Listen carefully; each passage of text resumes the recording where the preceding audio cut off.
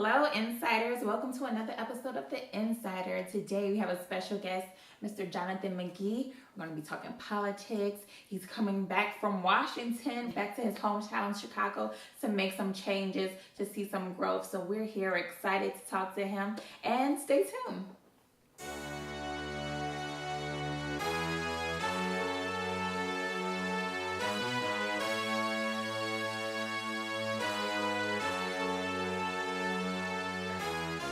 Hello, Jonathan. Thank you so much for joining me this episode of The Insider. How are you doing today? I'm doing well. I'm doing really, really well. I'm excited to be back home. I'm here in my home. It's been 5 years, and now looking forward to really coming back to Chicago and really embarking on what I went to Washington to try to accomplish all those years ago. Awesome. Oh my gosh, 5 years out of Chicago. How was that experience in Washington to start? Like, you grew up in Chicago, then going to Washington. How, was that experience? So for me, people in my neighborhood don't go downtown, let alone go to Washington. Mm-hmm. And so Washington for me was a 180. It was a 180 for a variety of reasons. Going to Western, even then, that was culture shock, being in a town where I was, quite frankly, in the minority. But then again, being in a space where everybody, to a certain degree, is political. Mm-hmm. Everybody really understands why it's important for us to be politically engaged. And everybody realizes why they actually have a purpose around helping to help their culture, their communities, and their environment. That was all new to me. Because whenever I come back home, and specifically now, what I found interesting is that most people here in the city could care less about, what laws are being passed. Mm-hmm. Right? If it doesn't directly impact them in their community, they don't care. Mm-hmm. But they should, because last time I checked, when you give somebody money, don't you care about what they do with that money? Oh, absolutely. But every 2 weeks or a month, for those who get paid monthly, you get what taken out of your check? Oh, taxes. Taxes. Where do you think those taxes go? I don't know. Those taxes go to your state representatives, your members of Congress, folks in government who are tasked with representing you. But we don't care what laws they pass, and we don't care whether or not they're doing their job or not. Right. And for me, that was frustrating, because if I go out and ask somebody for what you need $5 for, right? But then again, because it's by law that they take it out of your check, you don't care. Oh, it's okay. Right. So they depend on that. And it doesn't matter what politician, Republican, Democrat, black, white, Hispanic, it does not matter. If they are in power, you should be cynical or wary of what they're doing with that power. Because if they were actually good folks who were in office and good leaders, they would tell you. Mm-hmm. Absolutely. I can't tell you the last time I've seen my state representative here. Even in Washington, I couldn't tell you. Mm-hmm. It's because they depend on folks to be politically uneducated. Mm-hmm. And knowing that, we have to now be on the forefront, or we're going to continue to be on the back burner. And so that's why I'm back in Chicago. That's why I'm excited to be here. I want to help folks understand what mechanisms, what tactics, what strategies they have to be successful. But even more so, I want to let folks know that everybody that comes from here doesn't leave here. And everybody that is from here actually does not want to continue to contribute to, the degradation of our city, but the empowerment of our city. I want to decrease myself so I can increase Chicago, and that's why I'm back. Absolutely. Welcome back. It's good to be back. So let's backtrack. So I know you from Western Illinois University. Let's talk about, shout out, Buddha. Let's talk about your journey there and how you got to, graduated, you got your master's, then you went on to Washington. But let's talk about how it all started as far as you being at Western and how that, because I know you went through adversity at Western, you went through a lot of stuff to get to where you are. So that's a great question. So for me, my mom has always been in education. She always told me that education was the key to success. But like most folks and most teenagers, I could care less at that time about what my future job would be, what my future career could be. All I cared about was turning up, right? And graduated from high school with a 2.2, a 20 on the ACT, which most people who know who've taken it is not a good score at all. got into Western on a chance program, and my first semester got a 3.4, which was actually not bad, but ended up getting in trouble. Western was a town where it was full of folks. It was a PWI, predominantly white institution. I was amongst the minority, and a lot of the time, some of the issues that we're seeing in the news, which again has helped me fuel my passion for public service, we experienced right down there in Western, but it was no one to protect us. It was no one to speak for us. And so, I thought that that's just what it was. Met a mentor after I had gotten in trouble a couple times who told me, Jonathan, do you know how much opportunity it is for folks who come from your background that want to do things that are more than just what the typical and what the norm does? And I say, well, what is that? They said, well, being involved in the decisions that are being made on behalf of the university, or even more so, being involved in change. Right. And at the time, I think a lot of us had heard change with Obama, but we really didn't know what Obama represented. What he represented was someone who was committed to actually showing the Black community and folks who come from lower socioeconomic areas something better. Exactly. And that's what I wanted to do. I became student trustee. I was homecoming king. I got my crown and my sash up there. But for me, that was when I knew, wait, if this is what I can accomplish here, what can I do somewhere else? Saw an email in my inbox that said, hey, deadline extended. Do you want to come to Washington and intern? Applied for it. My parents drove me 12 hours to Georgetown, and I took 2 classes at Georgetown and interned for a trade association in Washington. And that was when I caught what they call a Potomac bug, which I knew that, this is where I wanted to be after school. Shortly after, graduated early in 2013, went and started my master's in 2014, and started working and going to school at the same time. And from there, that was when my career really started in Washington. Awesome. So you're in Washington. What are your views when you step foot in Washington?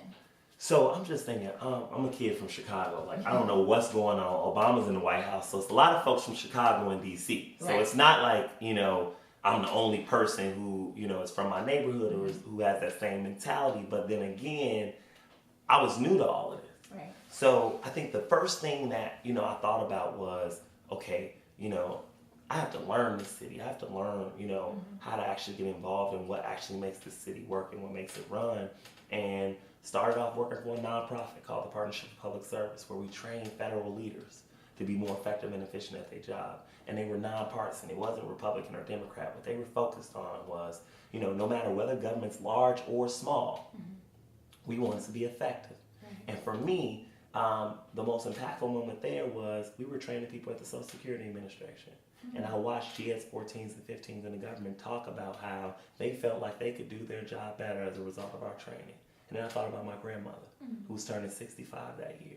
And they had just launched My SSA. It was an online platform for you to enroll in Social Security online instead of waiting at an office, right, in a line in order to get the benefits that you paid into with your taxes. Absolutely. Remember taxes all your life. So I saw that impact. And I saw what they were doing. Now, the organization could care less. But for me, I knew I was doing noble work. And from there, after that, went to Capitol Hill, where I worked for a member of Congress, Eddie Bernice Johnson from Dallas. She was a ranking member on the Science, Space, and Technology Committee. Now, Congress is the highest legislative body in the nation. Only 11,000 staffers ever work there every year. And to say that me being from Inglewood was a legislative assistant advising a member of Congress on federal policy, my specific focus area was STEM education, helping to broaden participation and expand access for minorities, women, and folks with disability so that they can get more access to get the education so we can be more globally competitive. Because when you really think about it, think about how much talent is in these neighborhoods like where I come from. Yeah. But we forget about it because we don't invest in them. And so when you look at the crime that goes on, you look at the issues that are happening, there's a favorite quote of mine, innovation is the mother of necessity. So when you really think about it, right, critically, one of this is innovation. Yes. Innovation is the mother of necessity. When you are in need, you are going to find a way. Yeah. And whether it's good or bad, you're going to find a way. Yeah, that is true. That is true. Absolutely. So let's talk about, I want to touch on your resume really quick. It's long, it's impressive, but what drives you to continue to work to accomplish all your goals and to do all these sorts of work? What is the key motivation to keep you going? Number one, I will just start off by saying that I think I'm blessed. Every day I wake up like at 8 in the morning, 7 in the morning, I'm like up. I'm excited. I'm ready to take on the day. But I would be remiss to say that everything that I've been through to this point and continuing to see how blessed I am. I've been arrested before, right? And now I'm sitting here before you today as an online adjunct faculty, former senior marketing director at, the first and foremost school of applied politics, 4 blocks from the White House, a block from the IMF, the World Bank, the State Department, managed a $500,000 budget. That's me. And now back home and can say that I did all those things, but being from Inglewood. So that's what motivated me. Listen, God wouldn't bring me this far to forsake me now. So if I was supposed to lose, I would have been lost. Right. And so what I've realized is at 25 years old, to accomplish the things that I've accomplished, it's nothing but greatness in store for me. Yeah. So I have to stay the course. You're going to fail early, fail often, fail again. Failure's nothing but an opportunity. And you have to continue to get up every time you're knocked down. Keep one foot in front of the other. Because everyone who's against you is betting on you that you're not going to get back up. Absolutely. So, that's what motivates me. And then talking to folks like yourself, a young entrepreneur that I can support, other people who want to do what I want to do what I do, but don't know how. On LinkedIn, that's something that I focus on. Effective networking, relationship building. I got 7 strategies, that I help folks use to help them get the job that they want, to meet the person that they want, get the opportunities in life that they deserve. And you need somebody to help you, guide you to there. Because that's how I got to where I got. Absolutely. We all need help. There is no such thing, and I want to say this, there is no such thing as self-made. If you say that, you're lying. Because guess what? Number one, somebody had to help you. Exactly. Whether you want to acknowledge that or not. So I'm not self-made. I'm help-made. That means that folks helped me get to where I needed to be. I love it. Love it. So John, let's get really into it. Let's get real here. So, you have all these accolades, accomplishments, resume building. Is that still enough? Well, number one, I want to start by saying that children and young people can only be what they see. So I'm only one person, right? And I do my best to try to expose what I do to as many people who come from where I come from as much as possible. But the reality is it's not. I can't do it alone. You have to have a team. You have to have support. You have to have people who are willing to step up with you. One of the things that I want to start now that I'm back home is a breakfast with Black men here in town. It was something that I did in D.C. with men who were older than me, but they would just come together and pool resources and just talk about issues and ways that they can partner together to make differences and make changes. The struggle that I have is that I can't be the only one bringing something to the table. I consider myself, I lead by serving others. So while it's important that we have folks that want to serve others and want to follow right, followers are leaders too. Because in order for you to actually come up and, find your own course and chart your own path, you got to have a vision for yourself. Not have my vision. I want you to support my vision, but the way that you support my vision is by supporting yourself. Because what I'm going to need for you to do is leverage your platform, right? To help me accomplish what I need to accomplish. Because what folks are going to tell me is, well, Jonathan, he doesn't look like he cares about himself. You're telling me that we need to help him, and I just went or her, and they don't necessarily want to help themselves. And then now I have to argue on their behalf because I know that necessarily isn't their fault. But the point is that it's not enough to answer your question. And I need folks, I need people who at least understand that, I may not be able to do exactly what you're doing or specifically what I want to do right now, but where can I help and where can I start? That's a great start. Right. That's it. Where can I start? I'll tell you. It starts by, number one, let's talk about doing something in the community. Let's do some community service. Let's reach out to media and say that, we have young African-American college graduates in the city of Chicago helping to clean up Chicago and neighborhoods on the south side as well as the west side and the east side and the poorer parts of the north side so that we can just start to feel better about where we live. Think about that. Why do we accept the fact that our neighborhood is less than? But then we go and support neighborhoods and we go and spend our money in neighborhoods that are more than. Absolutely. That's true. Right? Mm-hmm.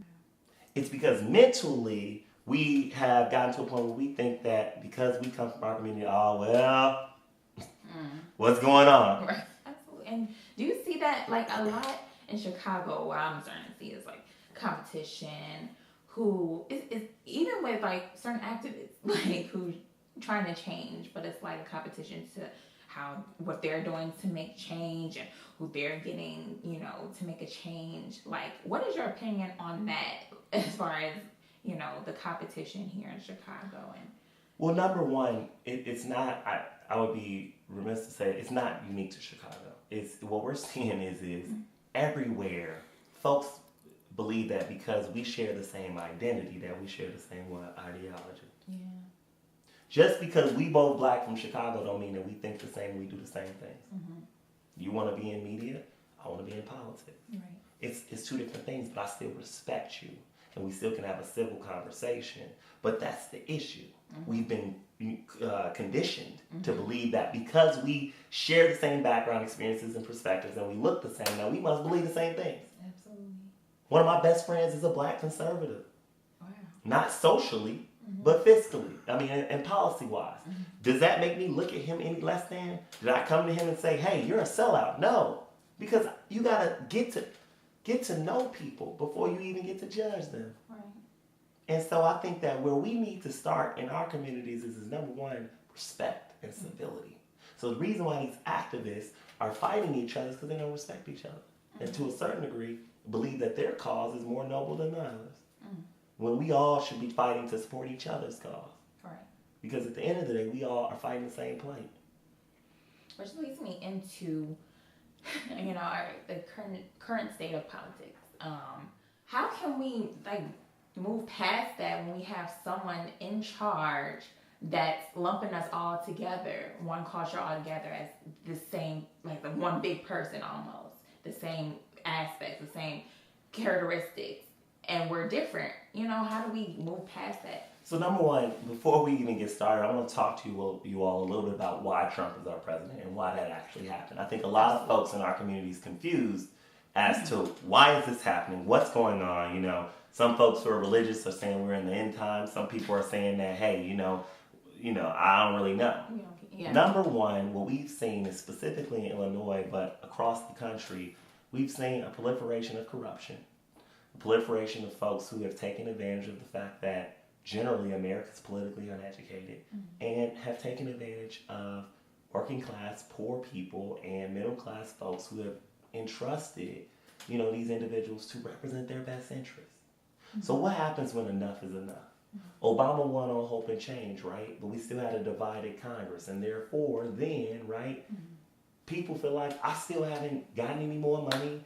When Obama was in and when Bush is in, what do I have to lose? Donald Trump came to Chicago and said, and whether you like it or not, when I heard him say that, I said, wow, this is going to be threatening, because what did we have to lose? We were already losing. Now, we know now what we have to lose, global credibility, our economy, the office of the presidency. But generally, remember, a lot of us were politically uneducated. So this is a blessing and a curse in that sometimes things got to get worse to get better. Donald Trump is only as effective as we make him. He's got 30% of the population that are rock solid. These are individuals who can care less about whether he murdered a man in Times Square. They rock with him. And that's just what it is. But guess what? That means 70% of the other country either falls in, they don't know where to go, and then the rest are on the other side. But we can't band together because the folks in the middle, they say the only thing in the middle of the road is roadkill. So, the folks in the middle, right, are in a place where they kind of empathize with both sides. You got folks that are far left, far right. There used to be a middle. It used to be a such thing as, I'm an independent, Right. If you ask most Black and Hispanic families, as you name, even Asian families, they're actually socially conservative. And a lot of them will tell you, well, I work hard for my money. I go to work, I take care of my family. I don't depend on the government. What does that sound like to you? A Republican. If you really, and this is what I'm trying to tell you about this identity ideological thing. But they vote Democrat, right? So we need to The parties are a part of the problem. We cannot silo and stovepipe ourselves. We are individuals who believe, our own ideas, our own ideologies. We want to be better. You have a daughter. I want your daughter to grow up and think independently, not what somebody else is telling her. Right. And a lot of that is based on her experiences. And I'll tell one story that I knew. Working for Eddie Bernice Johnson, we come from the south side of Chicago, one of the worst gun-ridden neighborhoods and crimes and communities and cities in the nation. In Texas, what do they like to do? Shoot guns. Yes. So the first day I came in, the Texas Crime Commission came in to lobby me. They were a crime group, and they came and said, well, Jonathan, what part of Chicago are you from? I said, well, the south side. And they looked at me and they said, and they walked up and left and went into the office with the congresswoman, came back out and they said, well, Jonathan, what do you know about Texas? I said, well, I know nothing, but where I come from, right, a lot of folks, are not in the gun culture. But who am I to judge you for something I've never done before? And their mouths were on the floor and they would go, well, Jonathan, you come down to Texas, we're going to take you to the railroad, we're going to shoot some guns, eat some steak, drink some whiskey. Fast forward, we went down, he picked me up. He took me to a ranch on the Red River. I shot 15 weapons that day. AK-47, AR-15, Glock 9, Colt 22, 45, 9, all that. It still wasn't for me, but I have something to tell you. Who was the most dangerous person on that ranch that day? I was. Yeah. Because I didn't know what I was doing. And what do folks tell you? There's no such thing as a responsible gun owner. No, that is. And that's their culture. And I realized, people in Texas not getting their heads blown off by GDs, folks, and BDs. So maybe that works for them. And opposed to mental health and background checks, maybe that is their state issue. But in Chicago, that don't work. Right. But you cannot be on one side and the other. You have to put yourself in other people's shoes. Now, these are folks who respect me. It don't matter. If they see me somewhere on TV, wherever it is, they're going to say I respect him. Right. Because I didn't prejudge them. And these were two old white guys over the age of 60 that I went down to a dark ranch, acres, 1,000, got fever, wild hogs running. But again, I learned a lot that day about the fact that people are people. We all bleed the same blood. We all breathe the same air. We all laugh. We all cry. Same with rich people. Same thing. So why is it that we continue to try to divide and find ways to separate ourselves? That's what the folks in power who don't have the best intentions want. So, the reason why Trump won was because we're in a divided country. And he doubled down on that.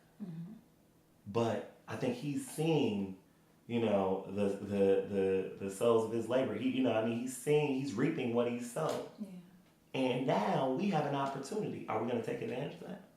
Are we going to step up and say, you know what? We need better leadership. Young people have always been the catalyst for change, whether that's apartheid, whether that's civil rights, with the Student Nonviolent Coordinating Committee, right? And now with March for Our Lives, who actually, despite, that it happened in Parkland and they got that publicity, reached out to Black Lives Matter, reached out to other groups so that they can come and say, we know this been happening in your community. We want you with us. It was the largest movement since Vietnam. Wow. So we're seeing the change, and these are voters.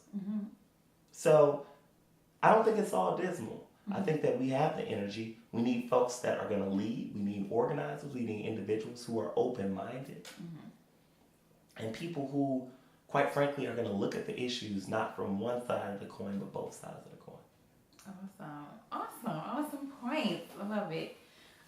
Which brings me to you now being back in your hometown, Chicago. What is next for you? What can we look forward to? So, a couple things. So I was actually a semi-finalist in the GW Venture competition for starting a political incubator aimed at cultivating diverse political talent from lower socioeconomic areas. I didn't win, but I'm actually going to a casting call for ABC's 10th season of Shark Tank next week, where I'll be pitching the same idea. And the goal is traditionally we've been disenfranchised from the process. I want to give a voice to the voiceless. We know what we want to do. We know why we want to do it. We just don't know how. Yeah. I know how. So that's what I'm here for. So my goal is to get that off the ground so that we can start to train folks in advocacy, lobbying, and campaigns. Number 2 is to get a job here in the city so that I can start to help some of these issues that are happening in our communities. I can't tell you, what that opportunity is just yet, but what I will say is you will figure out soon. And just know that I'm here to work on behalf of Chicago. Illinois is now the 6th most populous state. We used to be the 5th. Illinois is the most bankrupt state in the union. We have the worst credit rating in the union. We have $159 billion in unfunded pension liability, yet again, we've nominated a billionaire to try to solve our problems. So for me, we have a variety of issues here, but what I'm committed to doing is economically empowering people, educating folks, helping to connect, right?